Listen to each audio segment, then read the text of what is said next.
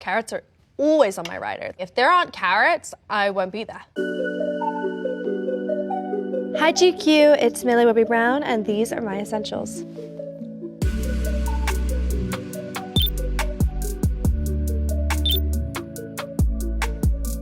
This is Winnie the Pooh. She is my emotional support animal. She is the most precious, loving, sweet, intuitive, intelligent. I could keep going. You want me to keep going? She is just like my best friend. She's also my child. Like, I know I will love my child the same as I love her. I know that, because she's giving child. When I started season 4 of Stranger Things, I got her right before COVID, and we've been best friends ever since. She knows like when I'm fake crying and when I'm real crying. She knows when I'm working and not to bark. She just feels more comfortable around me, and I feel way more comfortable around her too. I have Barbie, Max, Marley. I have Agnes, Jimmy, Tootsie, Dorothy, Scarlett, 4 cats, Coco, Elsa, Elle Gray, and Rico. And that's all the dogs and animals in my house. She rules all over them. Like, all of them listen to her because she emits power. It was too early for her this morning, so she's very tired right now. I love carrots. Carrots are my favorite. I think about carrots all the time. I have outfits dedicated to just carrots. Don't even need them with a good dipping sauce. I'll just eat straight up carrots. I actually saw a meme of me eating a carrot and then somebody relating me to Wallace and Gromit. So I'm not gonna pick up any carrots because I don't want that meme to carry on. Baby carrots are my favorite, and these look so good. They're never out of season. They're always delicious, crunchy, sweet. Sometimes they give me indigestion, but if I keep eating them, it goes away. I don't like shredded carrots. I just think they're stale. I never like these carrots. They're too watery. These carrots are amazing. Baby carrots are great. I hate colored carrots, absolutely no. These carrots are delicious, but again, Wallace and Gromit. I know it may seem, well, first of all, actually, they're on right now. Fluffy socks are important, and I really highly suggest everyone get yourself a nice pair of fluffy socks. I wear these on the plane because my tootsies always get cold on planes. I like to sleep in them. I like to go to work in them. I actually, like when I'm meant to put on my character's socks, I never do. I put these on instead, and they never notice. I love fluffy socks, and if I can get away with it, I will. My nan said, if your feet are cold, your kidneys are cold. And she liked robes that went down to your ankles because it would protect your kidneys. She had a whole kidney thing, but it's fine. Okay, here we go. Wired headphones, I'm quirky. I hate wireless headphones. You know, I've lost like 4 pairs. I just cannot keep tabs on them. These are great. They're easy to spot. They're wired. I just like the look of it too, like this. I can't talk right now. This can be the thumbnail. Also, when I'm on set and I have to do a crying scene, I have to listen to sad music. This helps me a lot. And also, if I'm at like a party and there's bad music, screw you guys, I'm gonna be listening to Taylor in my ears. What do you listen to make yourself cry? When It's Cold, I'd Like to Die by Moby. And that is literally Eleven's theme tune. It's such a good song, you should listen to it. And it is very depressing, but it always makes me cry.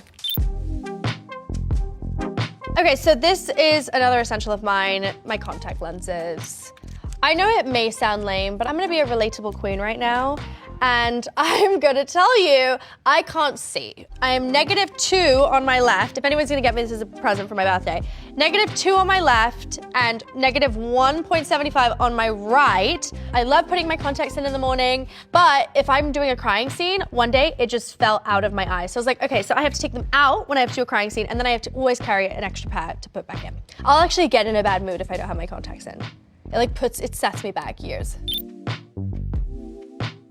Okay, so kombucha is a probiotic drink with living organisms at the bottom of the drink. Your girl has had many antibiotics in her life. Your girl's gotten down with the flu quite a few times. So this is really good for your gut. It helps strengthen your stomach lining. I mean, it is amazing. I love it. Now, I like Pink Lady Apple. It's like my favorite flavor, but I do like berry lemonade if you were to get me it. I also like Gingerade, but Gingerade is like if I'm like immune system help, but like this is like every day I drink this. They do expire, So check your date. All of these are in my house. I drink one every single day. And when it's kombucha time, that's like wine o'clock for some people. I used to do apple cider vinegar in the morning, and it does smell like apple cider. Have you smelled it? Like, this smells like apple cider vinegar, but it just tastes so freaking good. My godfather, Matthew Modine, has a shot of apple cider vinegar every day, and I'm just like, I can't get on board with that. Also, just look at the bottle. Isn't that a cool looking bottle? And I take off the sticker and then I refill it with water and put it in my fridge. Like, sustainable. Most of the day I have my hair down, but if I'm ever needing to focus or work with my dogs or go to work in general, these are my go-to to keep my hair back. I'm the founder of a beauty and skincare company, and we actually just recently got into fashion. But these were really exciting because we had a hair care collection where we did hair masks, claw clips, and a comb, and a detangler spray. So hair care was really exciting for me because I love my hair and I love taking care of it. And so these are really cool. Wildly Me is my perfume. Oh, you guys got the big size. Okay, bougie, let's go. And then this is the travel size. Wildly Me is probably the best smelling thing ever. And I always have it on me. Only since I've turned like 17, I've been like very like, I have to carry my perfume with me. It's like a very girly thing, but I like going into the bathroom, making a moment of it. Let's gossip, let's put perfume on, let's put gloss on. It's a moment. But there's no difference in the scent. One you can take on a plane, one you can't. One you can literally drink. I'm just kidding, don't drink. But this one you can take on a plane, and this one you can just like live with forever and ever and ever, and it's the best. I swear it is my favorite smell ever. I'm giving you a silent review.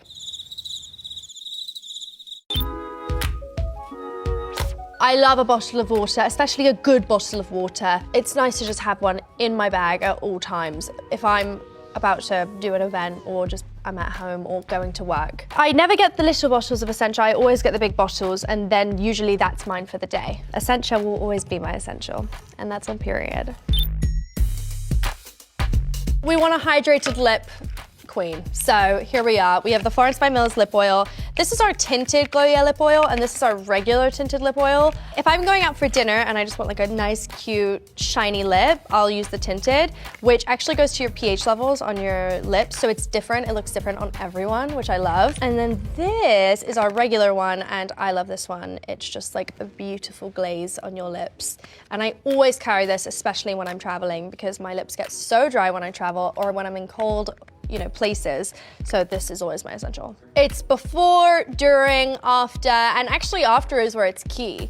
Like, you have to keep doing it after you get off the plane. Otherwise, yeah, you have dry lips forever. Thanks GQ for checking out my essentials. I really appreciate it, and much love. See you next time. I mean, she's a good girl. She also wants to take a look back on my career. Millie Bobby Brown, let's go. See you in selection. Hello everyone, I'm Millie Bobby Brown, and I'm going to be taking a look back on some of my scenes during my career thus far. So let's do it.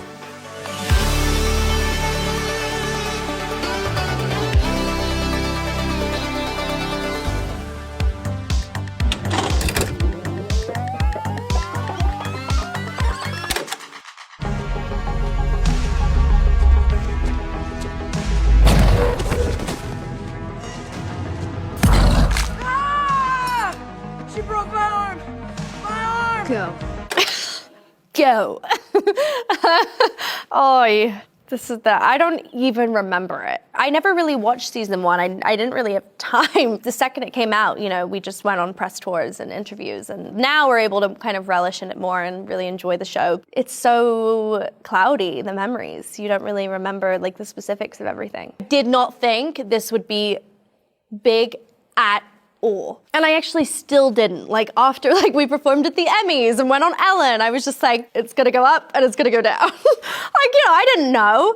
And then I was just like, oh, I've gone up and I'm like staying consistent and I'm able to continue doing really great things. But like, I'm 10, so immediately I'm like, I just want a puppy and my hair to grow back. That's really all that I was thinking. Let's go! Go! Yeah, that's right! You better run! She's our friend and she's crazy! I love that line. That is my favorite line. Also, I think my friends actually say this about me. They're like, she's our friend and she's crazy. Gaten's performance in this makes me so happy. Oh, the energy he brought, it was just like magnetic in the screen. Oh, the void, the most depressing place ever. I'm always alone. I'm always having to be emotional and scared. I'm in water, my feet are pruny, I'm hungry. It's my least favorite set ever. Mike, I'm sorry. Sorry, what are you sorry for? The gate. Girl, she needs braces. You see those teeth? I opened it.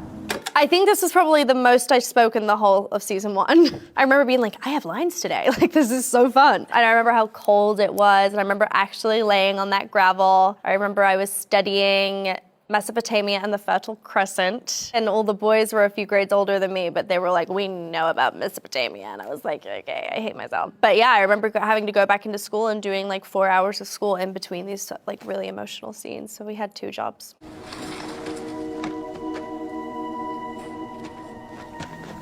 This is such an iconic scene because you start to go, oh, Mike and Eleven, like they might be falling in love, and there's Dustin. You know, it's just like very, very cute, the friendship that they have. And I think this is the beginning of the wonderful friendship between the boys and Eleven.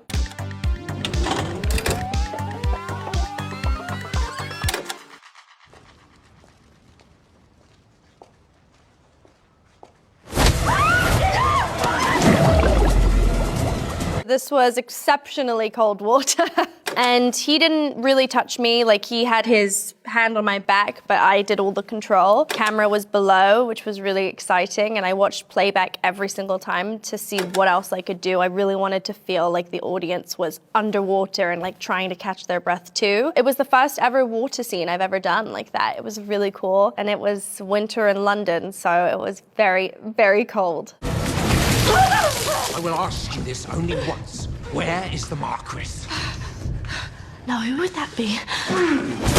Fun fact, I didn't know my lines. This is something I'm like.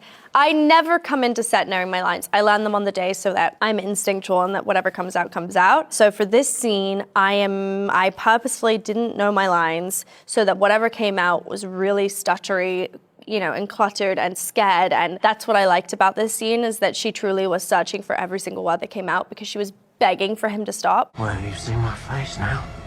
No, your face is totally unmemorable! I love that line. That made me so, but it's also so hard to get it all out before he's about to dunk you in water again. And I probably inhaled half the water by this point.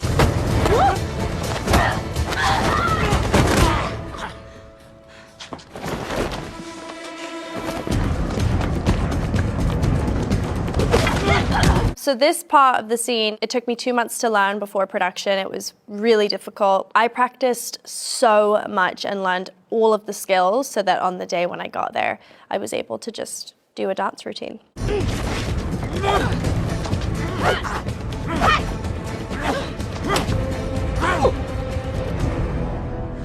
Helena.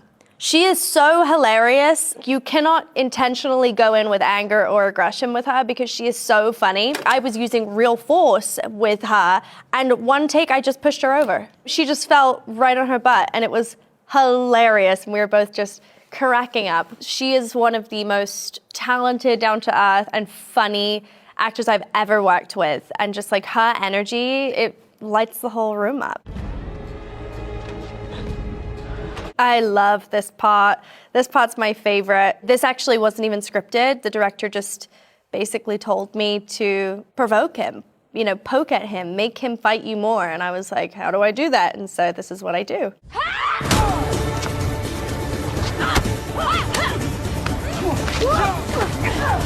I actually love that her reactions are like, whoa, that worked. You know, it's never like confidence, it's more like, oh my, I'm smart. Like, that worked. That actually landed, and he's hot, yay! I love that about Enola, like you're learning with her as she goes along.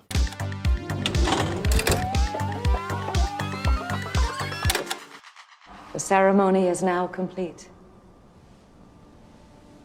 You may make your return. This is a scene right before she gets thrown into the cave. They are doing their strange family ritual that she doesn't really know why they're doing. But she is very scared, but she's also maybe falling in love, and she's starting to trust him. I'm supposed to carry you back. I'm fine with walking, really.